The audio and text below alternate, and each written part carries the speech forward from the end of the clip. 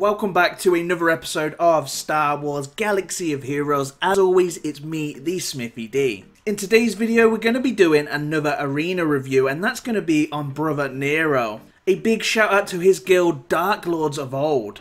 So what we can see on Nero so far is he is very siffy. He is Darkside. He is like pure Darkside. His current arena rank is with a Zeta Vader. That's impressive. I like it. I really do like it. It's definitely different. It's different from the Rex, and the metas have definitely changed and shifted in the recent kind of months.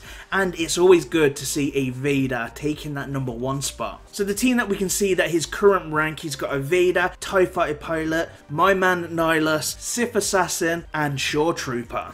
His lowest rank of recent is 25, which is quite impressive. It means this is a top tier player. He does go into more of the top side. He possibly could be free to play. That would be mostly because his Nihilus is only a 4-star, his Sith Assassin is a 3-star, and his Shore Trooper is a 3-star. But that is definitely an impressive #1 team. His lowest rank was with a Zeta Maul that we can see. We've got Vader, Emperor Palpatine, Nihilus, and Sith Assassin. So what we can see over the last 30 days is that he's kept it very, very siffy. He's gone between a Vader leadership, Maul leadership, and a Nihilus leadership. It's definitely safe to say he is part of the dark side.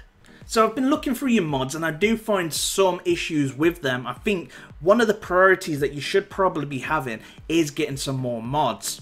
Now that the mods are at 100% drop rate, this is probably one of the best times than any to start farming your mods.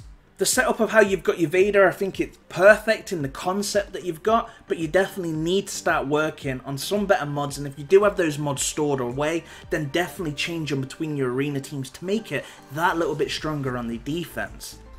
So we've moved over and we're having a look at your TIE Fighter Pilot. Again, the concept of him isn't too bad. I would definitely change that health that you've got on the circle to some protection, but this all goes back to what mods you've got, and again, really you should be farming some mods.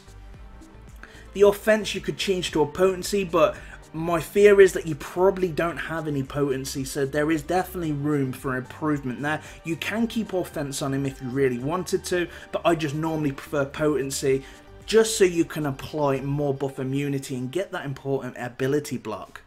The more thing that I've noticed that you've got 3 potency mods, so you really want to be putting another potency mod maybe on that triangle so you can get a set of 4, so that's going to give you an additional 20%, because currently you will only be getting a 10% potency increase. On your Nihilus, great concept. I like how you've set him up, very similar to how I've set mine up. I've gone for a lot of protection, always going for that speed arrow on your Nihilus, so I definitely would keep that. It's just about improving your mods and getting a little bit better drops from them. Your Sith Assassin, the 2 things that do stand out to me is that triangle and the bottom cross. You definitely want to be changing it to a critical damage or critical chance, and you want to be changing that defense to even an offense kind of mod. That's where I'd probably go with, or even a protection to give her a little bit more health, but we're going to talk about that, about gaining some more health later on in the video. With your Shore Trooper, my only complaint would be that you've got some critical damage mods on him. I would probably change that, if you can, to some health mods, because that would go great for this character. With your Maul, pretty similar to how I would run him. I wouldn't run him really any differently, but again, it comes down to the mods that you've got in your stock at your disposal, and I can fully understand why you've got these mods and why you've got mods on the other characters, but maybe it could be something worth looking into in creating maybe a Rex leadership team to go with your Vader, and then swap between a light side and dark side instead of going from a Maul, from a Vader, and so forth. Your Emperor Palpatine looks quite cool. I wouldn't really change him. I would only change maybe the health if you wanted to put some more potency, depending how you use him, but it definitely is something you could change his health, you could change it to potency, you could change it to protection. He doesn't have a lot of protection anyway, so it may be beneficial, especially in these battles in the arena right now, changing that to a protection cross. So this is the part where we're going to be looking at Brother Nero's collection, and what we can see so far, he looks like he's got quite a lot of characters. He does favour quite a lot of the dark side. He's even gearing up his R2-D2. Good man. R2-D2 is a great character and is going to serve you well in this game.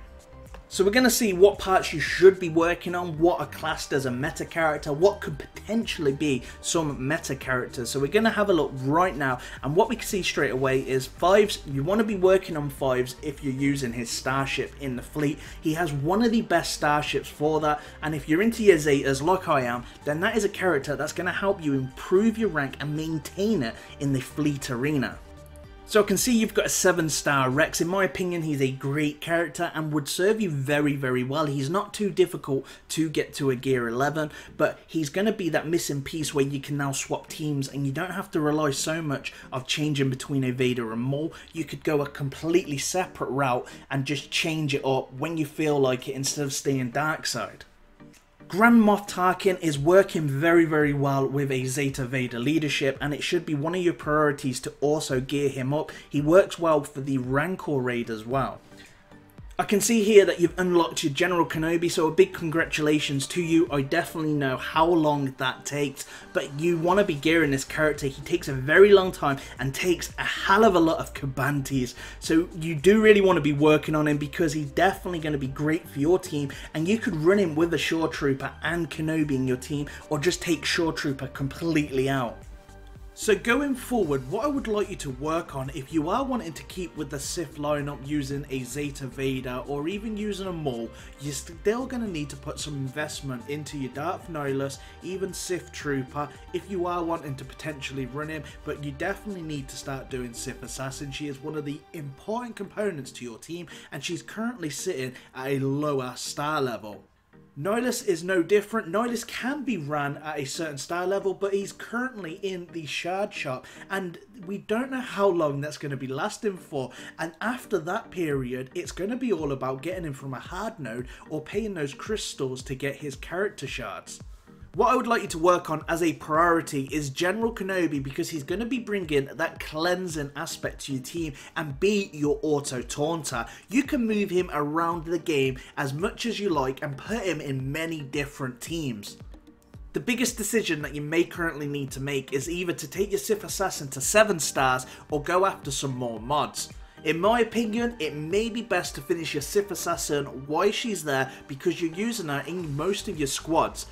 Then move over to some mods and really put a lot of time, a lot of effort into getting mods you need, and keep going with that 100% drop rate. You're going to be guaranteed to get some mods from it. They may not be the best, but it's definitely going in the right direction. I also want you to work on building a viable light side team, so if anything does go up in the air, you've got a nice light side team to fall back on and use.